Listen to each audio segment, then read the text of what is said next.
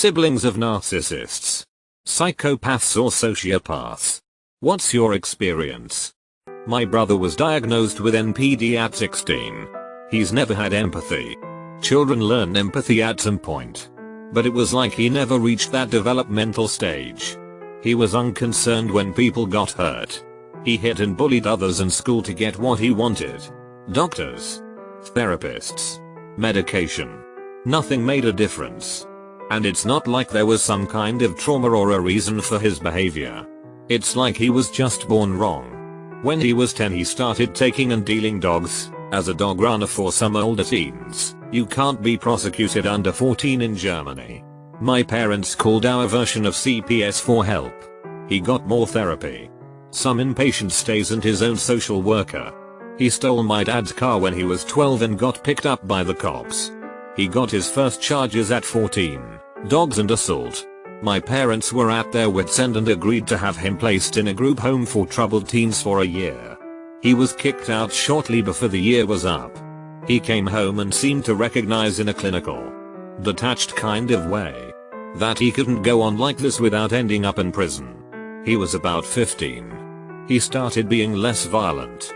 But he had insane delusions of grandeur and needed everyone to comply with whatever he wanted. If they didn't, he lashed out. My parents still made him go to therapy. He assaulted my dad and choked him because he didn't want to. My brother was 16. But also 6 feet 3 and about 190 pounds. My dad died from a sudden aneurysm when he was 16. And he went off the rails completely. He got a girl pregnant and she was kicked out by her mom.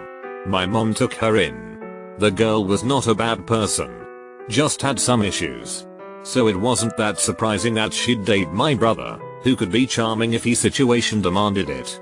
He beat her up at our house a couple months later while she was still pregnant. That was the last straw for my mom. She kicked my brother out. We helped the girl to find an apartment for her and the baby. And surprisingly, my mom caved a short while later and let my brother move back in.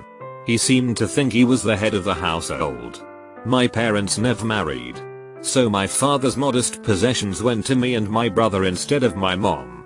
And that included the car my dad bought a year before he died. It was the first brand new car he ever bought. A small one.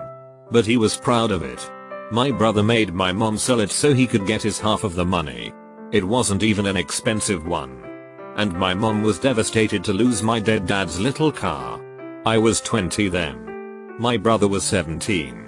He was verbally abusive and basically tortured my mom mentally. He threatened to hit me on a daily basis whenever I didn't do something or give him something he wanted. He also threatened to kill me a couple of times. On a particular bad day he told my mom that he'd have no trouble to get a couple guys to run her off the road when she went out. When the threats got stale, he'd beat me up every couple weeks. There was one particular instance where I was actually afraid he was going to kill me. He did his usual spiel of using me as a verbal punching bag because he had had a bad day. And I was just burnt out. Didn't even react anymore. He hit me a couple of times and choked me. No idea how. But I fought him off. Grabbed my phone and ran to the bathroom where I locked myself in before he could get to me again. He was trying to beat down the door while I called the cops. The cops did nothing. Told me he lived there. So we'd have to get along. And since we both said opposing things, nothing would come of it. I insisted they take my damn statement. My mom wasn't home at the time. But she was a wreck anyway and couldn't deal anymore. A couple days later, my aunt came to visit for a couple of days. My brother was his charming, manipulative self for her. My aunt tried to pressure me into not pressing charges, since apparently I gave myself the dozens of bruises and contusions I had. As my brother had told her, I was severely suicidal at that point and gave my mom an ultimatum, me or him. She kicked him out again. He came back a year later. And I moved out for college immediately. I don't blame my mom much anymore. Rock and a hard place and all that. But she never could understand the fact that her love for her son was misplaced. He didn't have the things that made someone human. He had no empathy. He was not capable of love. He was just an empty shell that went through life trying to get whatever pleasures he so desired by whatever means necessary. I haven't spoken to or seen him in about 7 years. But my mom's still in contact with him. He went to Spain when the mother of his daughter tried to get child support. Sometimes my mom still talks about the things he's done. A couple examples. For some reason, his ex-girlfriend started letting him see his daughter, and she flies to Spain with my mom once or twice a year. Or used to. Anyway, he locked her in the basement with an adult-sized portion of food she threw up on because she couldn't eat anymore. She was 4, hard to remember, or so. She doesn't want to go visit him anymore.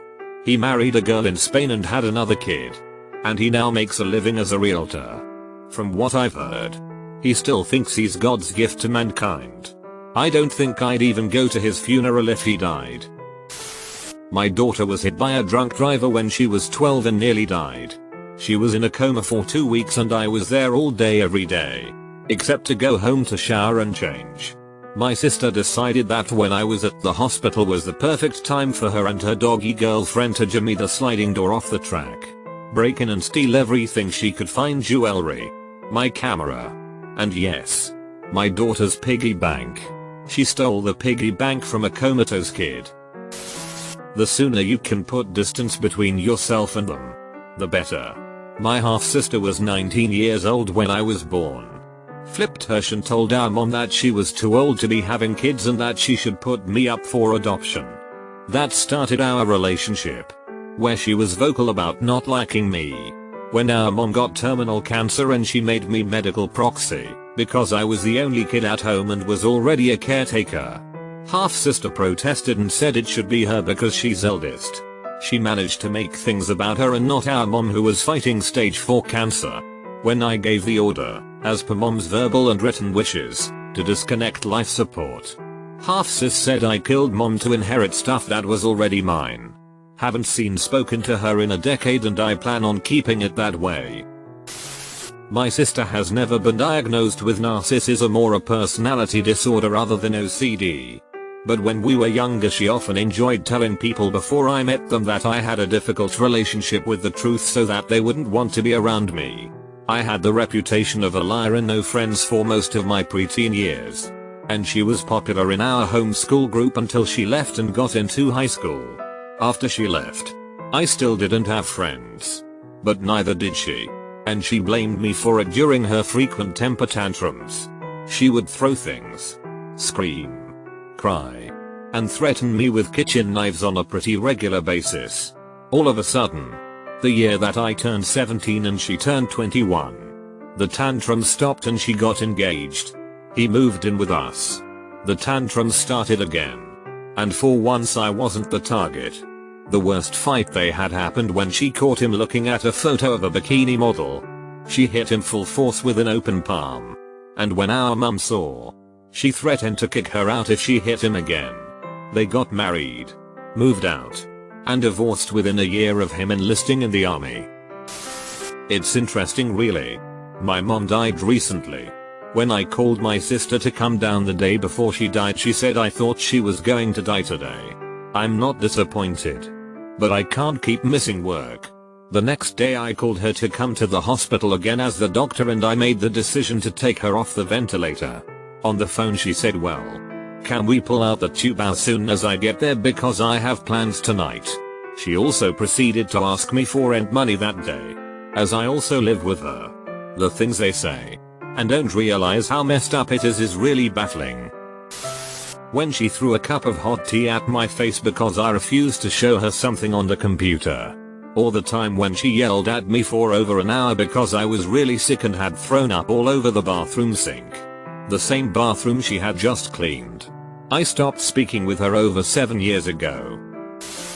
Brother believes the world is his oyster and that friends and family and loved ones are his to control and exploit. He told a girl they are dating and she should buy him a car and take him out for dinner. Brother has also tried to burn down our childhood home thrice because mom didn't give him the things he wanted. We were poor and he knew that, but he honestly believes that he gets what he wants because that's how it should be.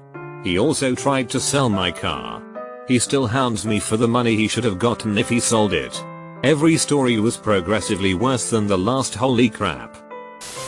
My brother was one of those grandiose narcissists.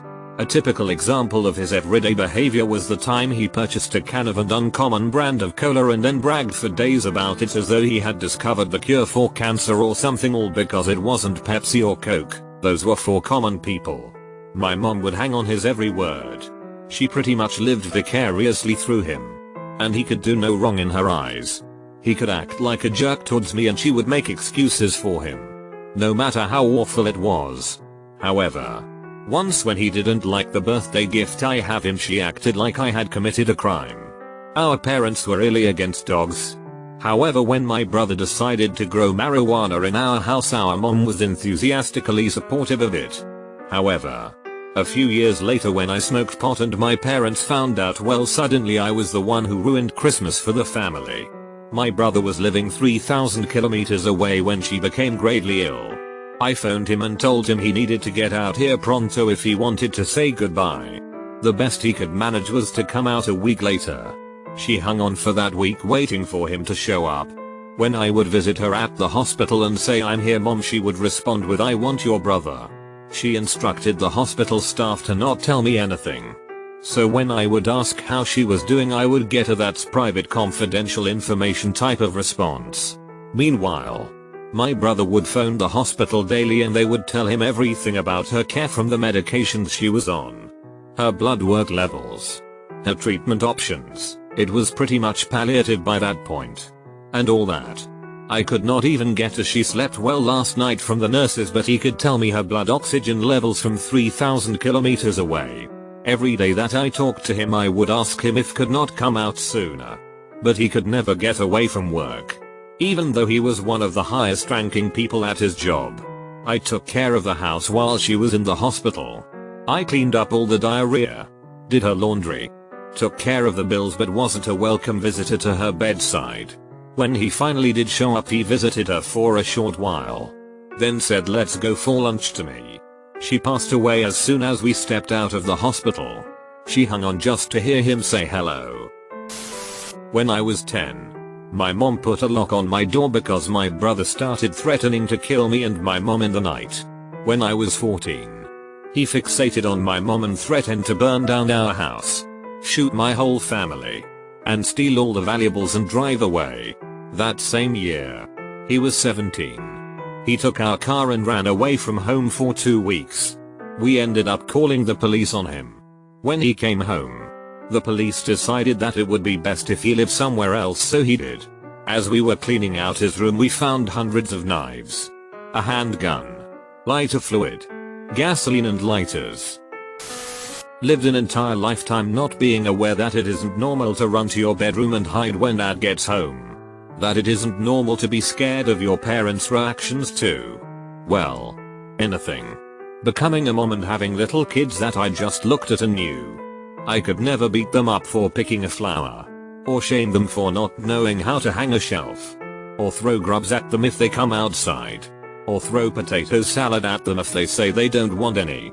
Yeah, it wasn't normal, and only just now am I realizing all of that.